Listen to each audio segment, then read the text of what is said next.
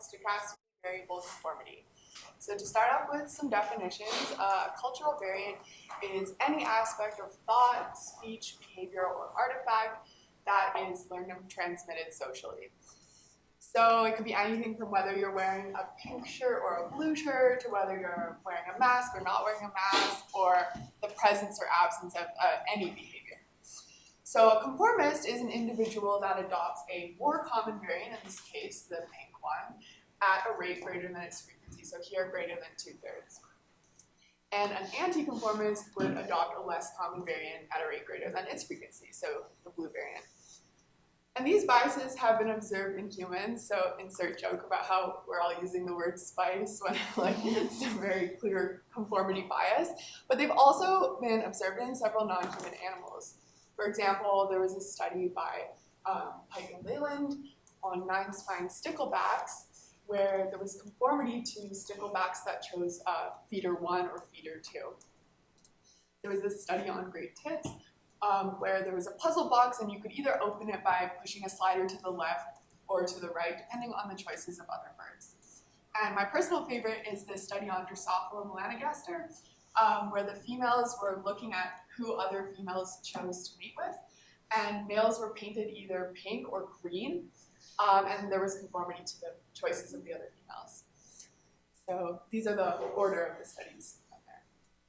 There's also been a lot of theoretical research on conformity and anti-conformity, and most of the models date back to this study by Boyd and Richardson in 1985. So in this model, there are two variants, which can be just called A and B, and A has a frequency P at time t, and then B is just 1 minus B. So offspring are assumed to take a random sample of n adult role models. So this would be n equals 3. And a little side note is that the math is actually the same if offspring sample other offspring, as long as those offspring inherited the trait of their parents. Otherwise, they wouldn't have a trait. So, but for the talk, I'm just going to focus on the sampling of the parents because it's a little more intuitive that way. So this is what the model looks like. On the left, we have the frequency of variant A in the next generation, and then B is just 1 minus that. Here we have a binomial, which is the probability of taking a random sample and getting J of type A, given the frequency of A. Then, conditional upon that J, we have the probability of actually choosing variant A. So that's just the frequency in your sample, so J over N, adjusted by this conformity coefficient, either up or down if it's anti-conformity. And then we sum over all J. So to recap, the probability of choosing A is just the probability of choosing A given a particular sample times the probability of that sample summed over all samples. So hopefully that makes sense because this is going to be the whole rest of the talk. So is there any questions? No? Okay. So first, in this study, my collaborators and I, Yogram, he's here, we looked at what happens when you change the number of role models that are sampled. So a lot of previous studies assumed n is 3. 3 is the smallest number you can have to have some majority and minority, so that was a very common assumption. So here are some examples of studies that have taken this Boyd and Richardson model and specifically used n equals 3. In this model, there are only 4 possible samples that you can get. So you can get all A, all B, 2A and 1B, or 2B and 1A. Since the order of the role models doesn't matter, these are the only types of samples you can get. So if you have all A, then the offspring will just pick A. They can't come up with B without seeing it.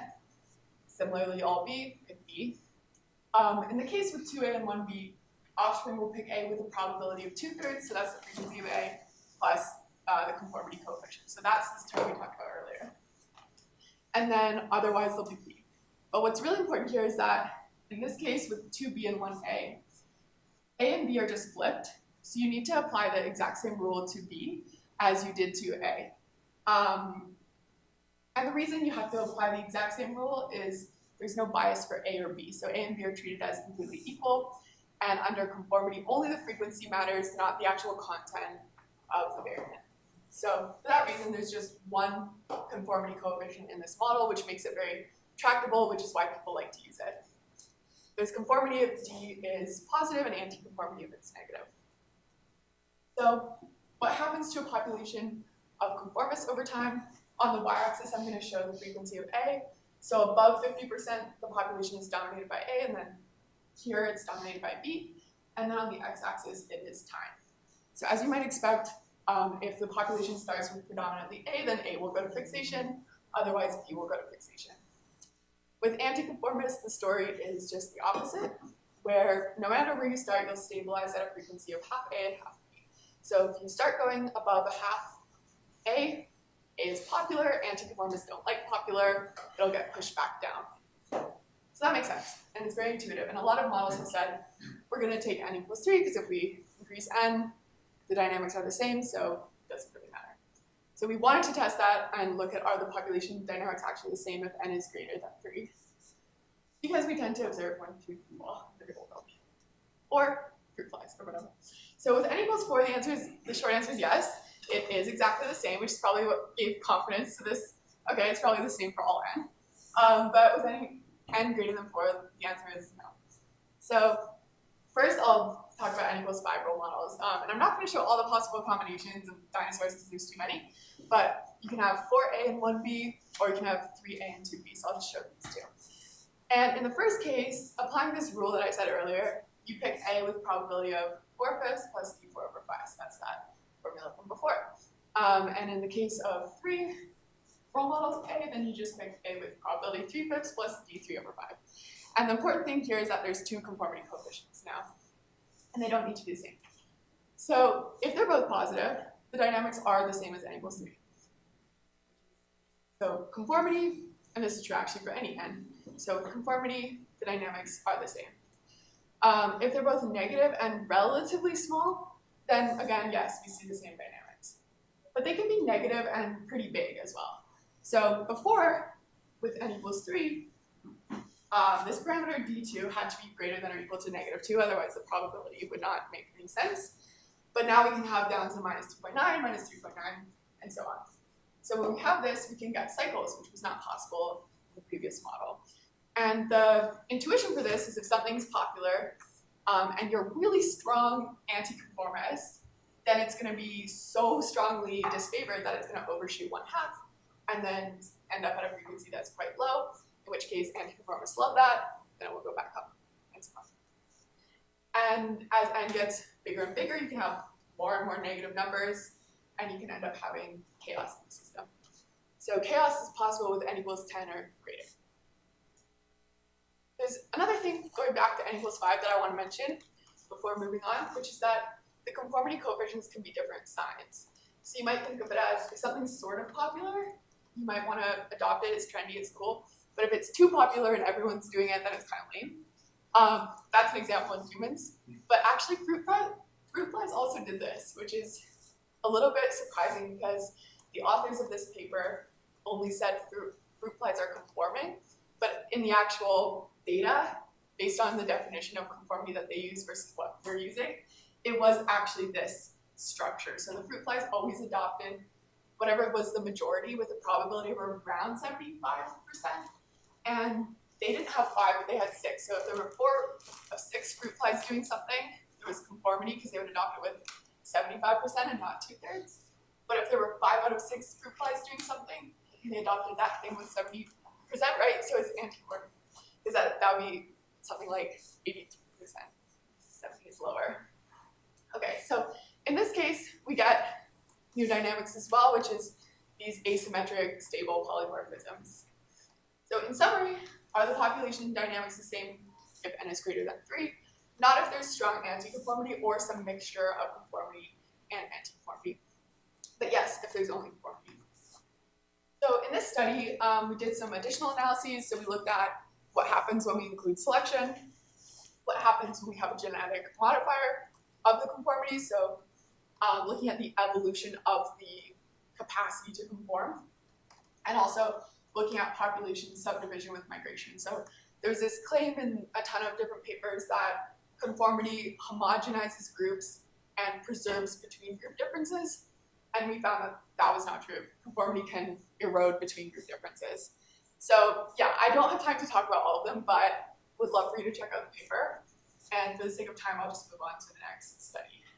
So in this one, we looked at what happens when conformity is allowed to change over time. Because in reality, we might not expect every generation, like our grandparents and so on, to have the same levels of conformity. And it was kind of loosely inspired by this meta-analysis of Ashian conformity. So you might have heard of the Ash line judgment task. It's a slightly different definition of conformity because you actually are considered a conformist if you go against your intuition and pick something that's obviously wrong based on the choices of others. And in our model, we had no like prior and then posterior, but it kind of captures a similar thing. And in this meta-analysis from the 50s to the 90s in the US, there was a decline in conformity over time. This other study on baby names showed that in the past we tended to be more conformist, especially towards male baby names, and now we're pretty much anti-conformist across male and female. Both of these studies had kind of clear trends, but we just looked at random conformity, not assuming any particular trend, but just it can fluctuate with some probability. Okay, so the model is very simple. You just add a subscript t onto that conformity coefficient. And these conformity coefficients are randomly sampled from some probability distribution in each generation. We try to leave it very general. The question is, are the population dynamics with this variable conformity similar to those before with constant conformity? And for the terminology here, I'm going to say stable equilibrium when it's a state that's guaranteed to be reached if you start near it. And then this stochastically locally stable SLS equilibrium. This is from Carlin and Lieberman, 1974. If the state is very likely but not guaranteed to be reached if the population starts near it. So with 3 role models, we previously had these dynamics here. And now I'm going to tell you about dynamics with conformity expected and anti-conformity expected, because in different generations you may get conformity and then anti-conformity and so on. But what is the average expected value of that coefficient? So you can get very similar dynamics as we saw before, or you can get states with all possible equilibria being stable at the same time. So counterintuitively, you could have conformity expected, but reach a state of half A and half B, or anti-conformity expected and reach 0 or 1. And with n equals 4, it can get even weirder, where you can have anti-conformity expected and have the 1/2 point actually unstable, and only the 2 fixation states possible to be reached. So that it's a dynamic that looks more like conformity than anti-conformity. And then with n role models, we use the Martingale convergence theorem, and we were able to prove the following. So no matter what the bounds on the conformity coefficient are, so no matter how negative it can be, and no matter what distribution is sampled from, as long as conformity is expected, the population will reach an equilibrium. And that equilibrium will be either 0, 1, or 1/2. This result also holds if the number of role models is allowed to change. So in one generation, you can sample 3, then you can sample 1 billion, then back to 3, it doesn't matter. This result will still hold. So that was kind of surprising to me. And then if anti-conformity is expected, convergence is not guaranteed. So to answer our question, are the dynamics the same with temporally variable and constant conformity? It depends on the question. So if the question is, does the population reach equilibrium, then yes, the models do give the same answers. But if the question is which equilibrium, which is probably more likely to be the question, then the models can be extremely different. So I've talked about these 2 studies so far. You might also be wondering in the back of your mind, like, why would a population only have 2 cultural variants, A and B? So people usually choose that because they're interested in the presence or absence of a behavior. But it gets weird when you think about names, for example. So if we had the presence and absence of Julia, there's so many different ways to have an absence of Julia than a presence. And you wouldn't assume that the population stabilizes at 50% Julia, right? So it's important to actually explicitly model multiple variants. So that's what we did in a 3rd study, where we included conformity to multiple variants.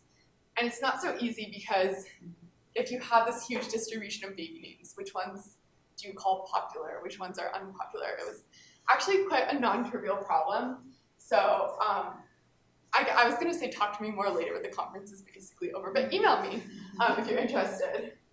And then we also combined this multiple variants with the stochastic. And then finally with Igor led this study on finite population size. And really cool. Check it out. So thank you so much for listening. Here are my acknowledgements. And yeah, let me know if you have any questions.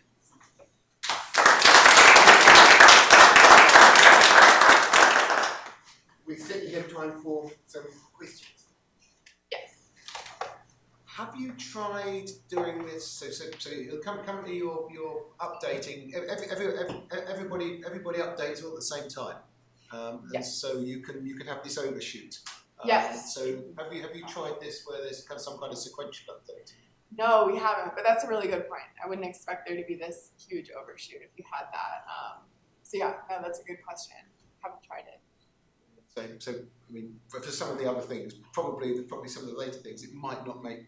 It may or may not make differences. And right. So the jumping won't be robust to that, but it's unclear. Yeah. What the others would do.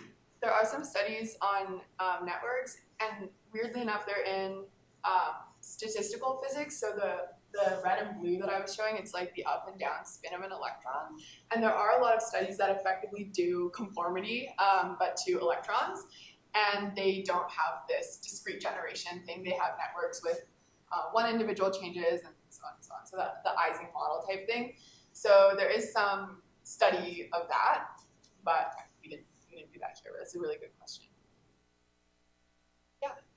Yeah, I'm curious about like this. You know, as soon as you make it random, yeah. you get this kind of anything can happen. But I guess conformity, if you're thinking of it culturally, it might not change completely. Yeah. So I wondered if you thought about putting autocorrelation in there and see, like, that probably moves you from this sort of same world of its constant to this insane world that it's kind of, not insane, you know, yeah. much more variable. Yeah. So yeah, I'm curious about that. Yeah. So by autocorrelation, do you mean some dependency on the previous conformity coefficient with the current? Yeah. That actually someone asked that at a previous time I gave this talk, and I was like, that would be really cool. We haven't done it yet. But I think it would be not only cool, but also more realistic, because those previous studies that I showed of empirical research, it was not, totally random. It was a steady decrease in conformity over time. So I think that would be super interesting and a more realistic approach. So yes. Do any of those social science experiments that are, about where like a bunch of people give a wrong answer and then somebody's asked to try to conform or not. Yeah. Do any of those like really estimate, like vary the group size and like estimate the coefficients by groups so that you have some chance of putting numbers in that have come out of some specific? Yes. So that's a study by Bond and Smith that I had before. There we go. They looked at not only the temporal dynamics but also the group size. So there is a ton of study on that. There's also a study by Krishna on group size. But yeah, it's a little weird because at least in this Ashian type, the point is to go against some intuition and pick something else. And they often, even though the group size was different, they would often have a case where it was a unanimous majority saying, this line is the shortest or this line is the most similar to this line. And so it's hard to measure these differences of 3 role models out of 6 or, things like that. But yeah, it's something to delve into more. And definitely group size has been looked at, but the majorities are sometimes not perfect corresponding to this model. Hey, let's thank Kaleda again for excellent talk.